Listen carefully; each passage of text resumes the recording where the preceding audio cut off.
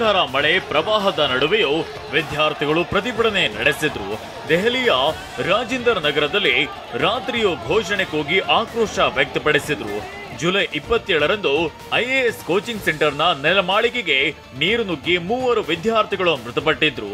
ಈ ಸಂಬಂಧ ಎಂಸಿಡಿ ಕೌನ್ಸಿಲರ್ ಅನ್ನ ಅಮಾನತುಗೊಳಿಸಿ ಅವರ ವಿರುದ್ಧ ಕ್ರಮ ಕೈಗೊಳ್ಳಬೇಕು ಅಂತ ಆಗ್ರಹಿಸಿದ್ರು.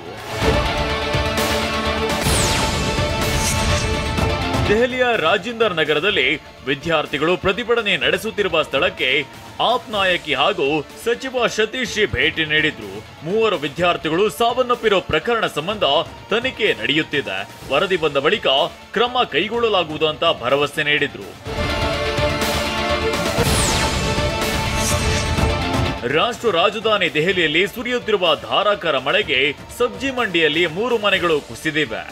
ಐಟಿಒದಿಂದ ಲಕ್ಷ್ಮೀನಗರ ಸಂಪರ್ಕ ಬಂದ್ ಆಗಿದೆ. ಅಲ್ಲೇ ಸಬ್ಜಿ ಮಂಡಿ ಏರಿಯಾದಲ್ಲಿ ಅಂಗಡಿ ಚಾವಣಿ ಕುಸಿದಿದೆ. ಯುಪಿಎಸ್ಸಿ ಹೊಸ ಅಧ್ಯಕ್ಷರಾಗಿ ಪ್ರೀತಿ ಸೂದನ್ ಆಯ್ಕೆಯಾಗಿದ್ದಾರೆ. 1983ರ ಬ್ಯಾಚ್ನ ಐಎಎಸ್ ಅಧಿಕಾರಿಯಾಗಿರುವ ಪ್ರೀತಿ ಸೂದನ್ ಕೇಂದ್ರ ಆರೋಗ್ಯ ಕಾರ್ಯದರ್ಶಿಯೂ ಆಗಿದ್ರು. ಇದೀಗ ಯುಪಿಎಸ್ಸಿ ನೂತನ ಅಧ್ಯಕ್ಷರಾಗಿ ಆಯ್ಕೆಯಾಗಿದ್ದಾರೆ. ಬೆಂಗಳೂರು ನಗರ ಜಿಲ್ಲೆಯ ಹೆಸರಘಟ್ಟದಲ್ಲಿ ಅಪರಿಚಿತ ಮಹಿಳೆ ಆತಂಕ ಸೃಷ್ಟಿಸಿದ್ದಾಳೆ. ನಿನ್ನೆ ಮಧ್ಯಾಹ್ನ ಮುನಿಯಮ್ಮ ಎಂಬ ವೃದ್ಧೆಯ ಗಮನ ಬೇರೆಡೆ ಸೆಳೆದ ಅಪರಿಚಿತ ಮಹಿಳೆ ಮಾಂಗಲ್ಯ ಸರ ಎಗರಿಸಿದ್ದಾಳೆ. ಪೋಸ್ಟ್ ಆಫೀಸ್ ಬಳಿಯ ಸಿಸಿ ಕ್ಯಾಮೆರಾದಲ್ಲಿ ಕೃತ್ಯ ಸೆರೆಯಾಗಿದೆ. ಇದರಿಂದ ಹೆಸರಘಟ್ಟ ಸೇರಿ ಸುತ್ತಮುತ್ತ ಮಹಿಳೆಯರಲ್ಲಿ ಆತಂಕ ನಿರ್ಮಾಣವಾಗಿದೆ. ಇನ್ನು ಅಪರಿಚಿತ ಮಹಿಳೆಯ ಪತ್ತೆಗಾಗಿ ಸೋಲದೇವನಹಳ್ಳಿ ಪೊಲೀಸರು ಶೋಧ ನಡೆಸುತ್ತಿದ್ದಾರೆ. ಚಾಲಕನ ನಿಯಂತ್ರಣ ತಪ್ಪಿ ಪೊಲೀಸ್ ಗಸ್ತು ವಾಹನ ಕಂದಕಕ್ಕೆ ಉರುಳಿದೆ.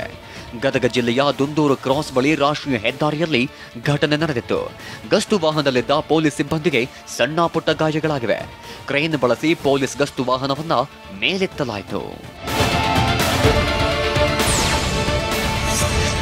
ರೇಣುಕಾಸ್ವಾಮಿ ಕೊಲೆ ಕೇಸ್ನಲ್ಲಿ ಜೈಲು ಪಾಲಾಗಿರುವ ದರ್ಶನ್ಗೆ ಸಿದ್ಧಾರೂಢರ ಪುಸ್ತಕಗಳು ಬಂದಿವೆ. ಹುಬ್ಬಳ್ಳಿಯಿಂದ ಪರಪ್ಪನ ಅಗ್ರಹಾರ ಜೈಲಿಗೆ ಪುಸ್ತಕ ಕೊರಿಯರ್ ಮಾಡಲಾಗಿದೆ. ಸಿದ್ಧಾರೂಢ ಮಠದ ಧರ್ಮದರ್ಶಿ ಗೋವಿಂದ ಮಣ್ಣೂರು ಅವರು ಸಿದ್ಧಾರೂಢರ ಚರಿತ್ರೆ ಪುಸ್ತಕಗಳನ್ನು ಕಳುಹಿಸಿದ್ದಾರೆ.